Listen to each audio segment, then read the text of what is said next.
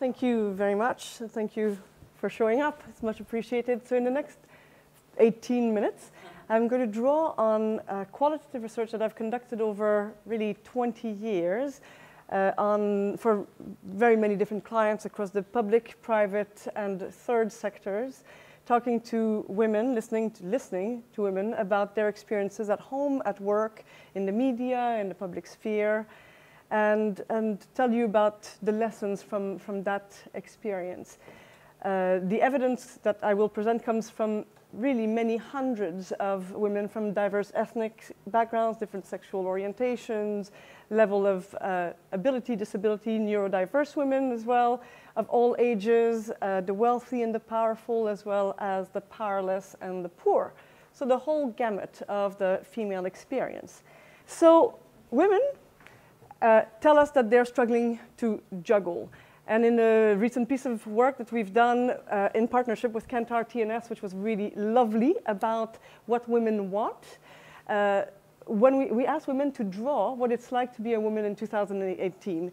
And with real consistency, we had pictures of a lone character surrounded by thousands of speech bubbles that all captured their multiple roles that they couldn't juggle, like taking my daughter to the dentist, visiting the in-laws, meeting to prepare for, I must lose weight, I need to recycle. There's a lot going on in women's heads, right? And they feel very strongly that they are expected to be superheroes, but unlike the movies, it doesn't feel good. So you can see the tear on the cheek of this superwoman. What they find really difficult is not just the time pressures and the logistics, really, of managing all of these different roles. It's also the responsibility for emotional labor, so making sure that everybody's happy, and the need to live up to and to navigate between what feels very much like contradictory expectations, that you have to be clever, but not too clever. You have to be pretty, but not vain. You have to be confident, but not too assertive. Caring, but not too soft. Demure, but still a good lover, right? So all of these things are like full of contradictions, and the net result of that is that it's actually, because it becomes impossible to achieve all of this, women end up feeling that they have a lower self-esteem, that they are not up to it, it leads to insecurity, to a sense of guilt and a sense of shame. Now, as you might imagine, the pressures are even more intense for women who don't fit the traditional mold, either because of their ethnicity, their face, their sexual orientation, their disability, or whatever other reason that might make it more difficult for them to fit in. So the range of considerations that clog up women's mental space is just astonishing. So there might be a little bit less left for other things. So not surprisingly, they come to the view that somehow the status quo does not serve them. And the more they think about it, the more they think, actually, maybe it doesn't serve anyone. And they think, 96% of all the murders in the world are committed by men. They can't be that happy with themselves. Men are 3 times more likely to commit suicide than women. Not great. Their life expectancy everywhere in the world is lower than that of women. There's something, it's not serving us, but it's not serving others either, right? So they're saying, right, yes, we do want equality. Of course we want equality of pay, of access, of opportunities, of outcomes, actually, in many ways. But we don't want sameness. We don't want, men are not the blueprint. We no longer want to aspire to the model that's been created by other people for other people. So what is it exactly that women want then? Well, in a sense, I know that by even asking the question, I'm inviting an obvious objection, which is, but how can you speak about all women? How can you speak about the women in such a generic way? The very question can be oppressive, as though there's a single answer. So just to be clear, I am definitely not saying that what women want is in any way rooted in their biology. We don't have an essential need to be in one way or another. I'm not saying that the values, the aspirations, the needs that women report to us are exclusively feminine, that somehow no man could share them and that all women have them. I'm not even saying that women are right in saying that. I'm not really necessarily making a value judgment. I'm just saying, with remarkable consistency, this is what women have been saying. So because it's real to us, it's worth paying attention to. So what are they saying that they want in terms of change? The first and perhaps the most fundamental thing is the need to complexify and change and broaden and enlarge and enrich the representation, the social representations of women. The way in which we, thank you for applauding over there at the back. The way in which, you know, right now we feel that there are very limited roles for women, and it's all kind of nicely scripted, but that's not necessarily what we want. So challenging that is the first thing that women argue for loud and clear. And in fact, they're saying it's not just different representations of women, it's of womanhood or of manhood, it's kind of humanhood. Can we kind of go to another level that's higher, bigger, more inspiring? So for example, in the same project in partnership with Kantar TNS, the first thing that some women said when we said, can you draw what it's like to be a woman in 2018? Implicitly, at least, the first drawing on the left-hand side is very much saying, well, women come in all shapes and sizes and colors. We're not just one thing, right? So there's a whole variety. I can't tell you what that is one woman would be like. And the second one is much more explicit about it. There isn't one type of woman in 2018, and that's overlaid on very many different body shapes and sizes. So that's clearly an important thing. And I did also 2 months ago, wrapped up a really nice project for Channel 4, which was looking at diverse groups' perceptions of diversity in the media, and on Channel 4 in particular. And so there were very many different diverse groups, but women in particular were saying they wanted more female celebrities, but also more women of different ages, ethnic backgrounds, social classes, and body sizes. We want to be represented in all of our glorious complexity and not fit a reductive mold. And these representations are not innocuous, because when I did research with women who were survivors of domestic violence, what also came through in what they were telling us is that often the incidents of real violence that led them to escape were when they were trying to push the boundaries of what it's like to be a woman, and their male partners could not deal with that.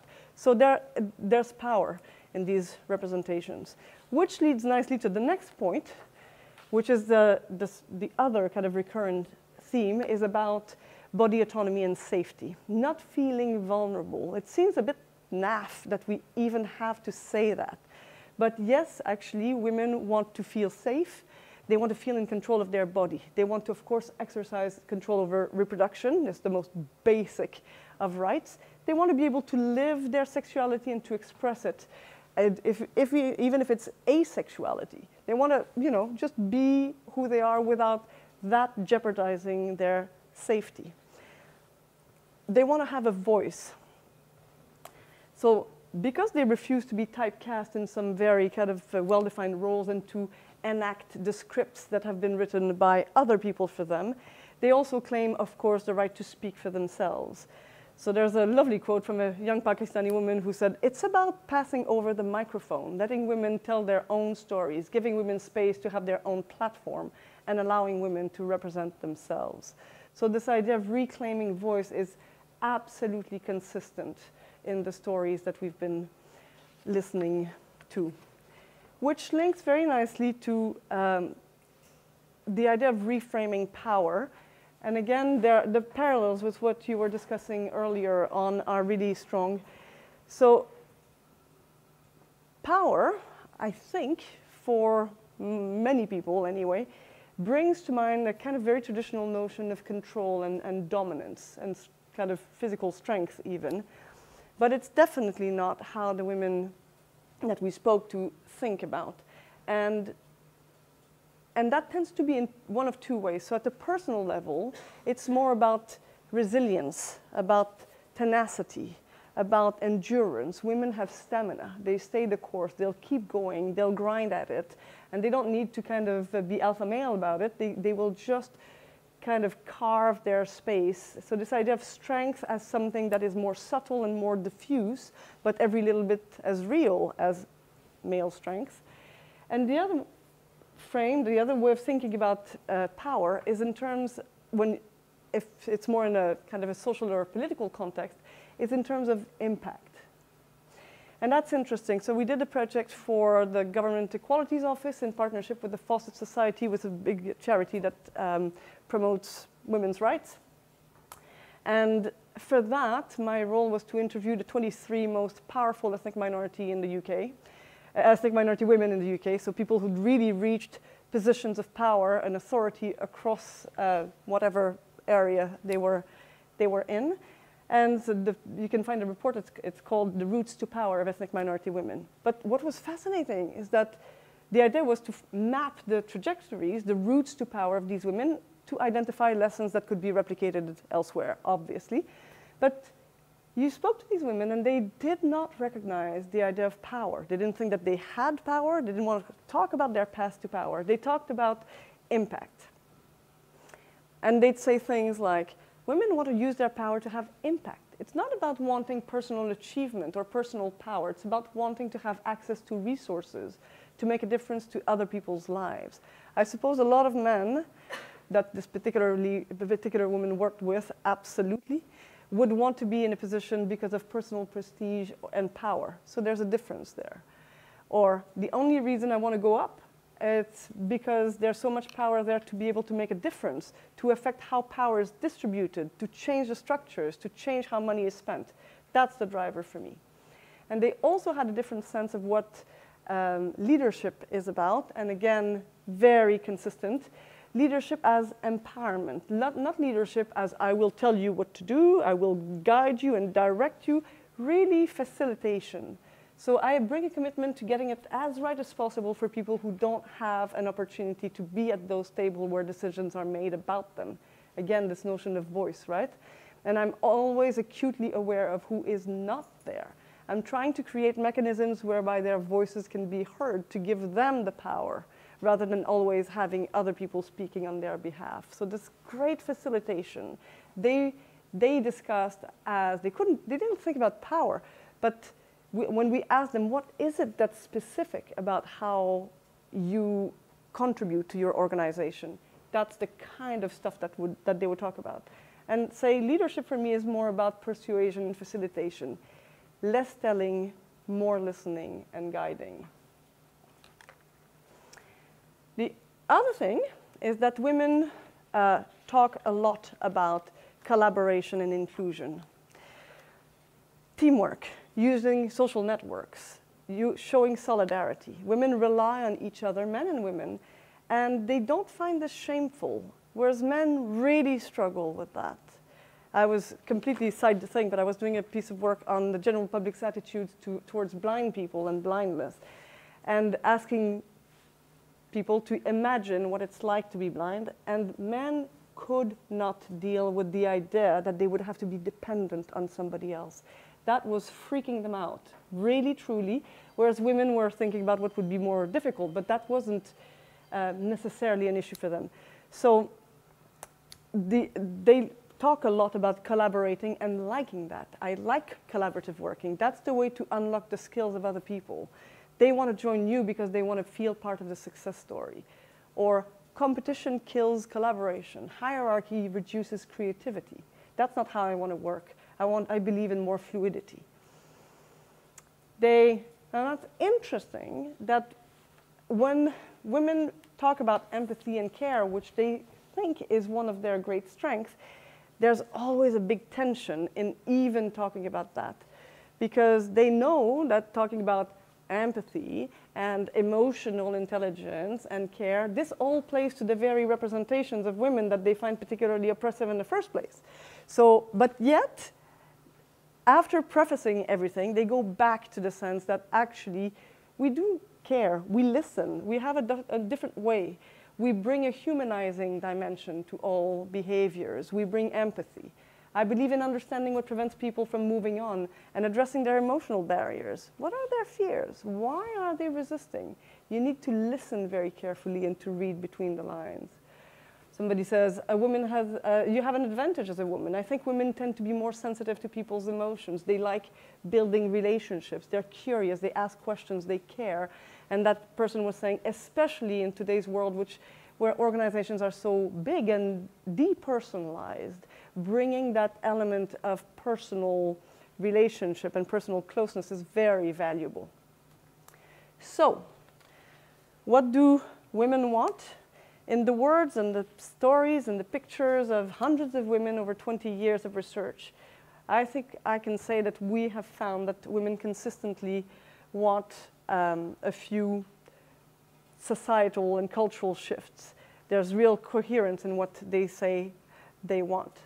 To move from traditional gender representations to something much more complex and inclusive, from feeling vulnerable to feeling safe and autonomous over their body, from being typecast and provided scripts in very limited roles to something that is a much broader range of role and to speak with their own voice. They want to shift power as dominance to power as resilience and a sense of impact, from competition and hierarchy to collaboration and inclusion. And this is me making it up, cold rationalism. I couldn't find what the opposite of empathy and care would be, so I made it up as something that feels like cold rationalism.